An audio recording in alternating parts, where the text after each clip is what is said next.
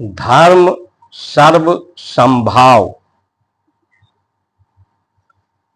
धर्म सबके लिए समान रूप से भाव स्थापित करता है।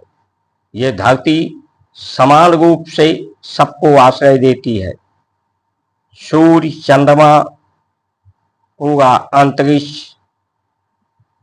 वायु, अग्नि, जल समान रूप से सबसे एक ही व्यवहार, सम व्यवहार करते हैं।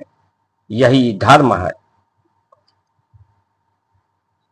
परमात्मा के ही सब अंश हैं, इसीलिए पूरा जगत परमात्मा का उपजाया हुआ है, तो सब परमात्मा के ही समान है।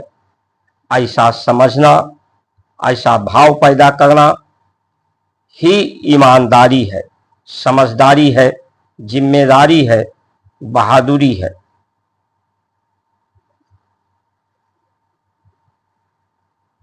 धर्म का जो परिणाम है पूर्ण शांति है। शरीर का कार्य अवस्था पूर्ण होता है तो ये पूर्ण शांति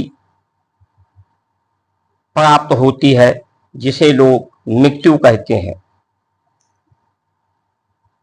शरीर के सभी गति रुक जाते हैं। गति का रुक कर पूर्ण रूप से शांति होती है।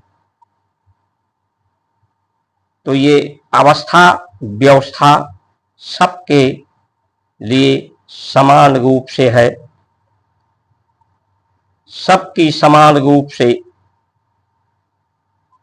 सत्कार किया जाए, आदर किया जाए, सहयोग किया जाए, सबको सुरक्षित रखा जाए, यही धर्म है, जो सबके हित की बात, सबके कल्याण की बात, सबकी में एक ही स्थिर भाव, स्थिर भाव से, समभाव से व्यवस्था दे सके।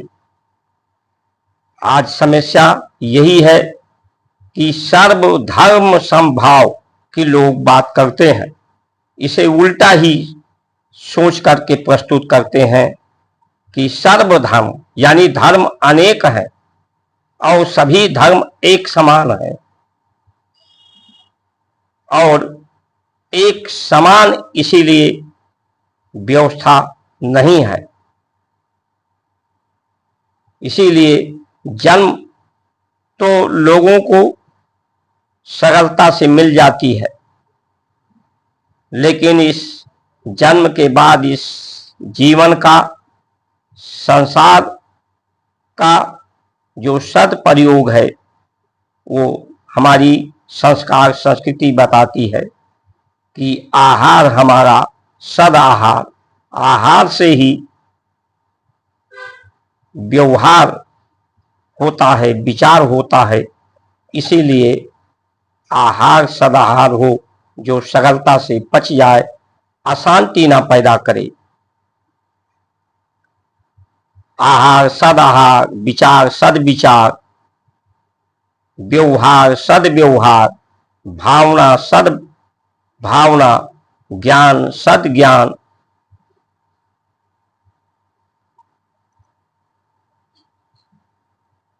और जिसे परमात्मा के ही सभी संतान हैं, सभी परमात्मा के समान हैं, ऐसा पूर्ण रूप से जिसे ज्ञान अर्जित करना हो, वो जो मृत्यु के समय प्राकृतिक मृत्यु जो होती है, पूर्ण शांति की अवस्था होती है, उस अवस्था को प्राप्त करके, वो अवस्था जब प्राप्त होनी होती है, मृत्यु नजदीक होती है, पूर्ण शांति शरीर की होने की अवस्था होती है, तो पहले अन्न छूटता है।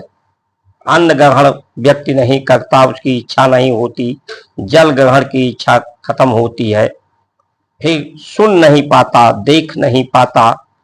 अंतिम समय में उसकी वाणी में भी विश्राम हो जाता है, तब उसे सत्य की अनुभव होती है और वो व्यक्ति के आंख से आंसू निकलता है कि जो व्यवहार करने के लिए आया था संसार से, वो व्यवहार नहीं कर सका, इसलिए पछतावा के आंसू व्यक्ति के अंदर आते हैं।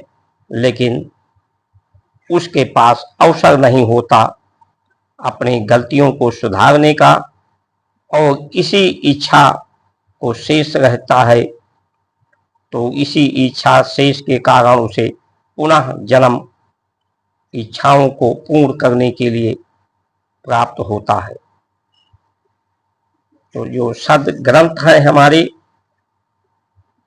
सदधर्म हमारे हैं, उसके लिए आप सभी सहमत हैं कि धर्म ही सबके लिए सनातन धर्म हितकारी है, कल्याणकारी है।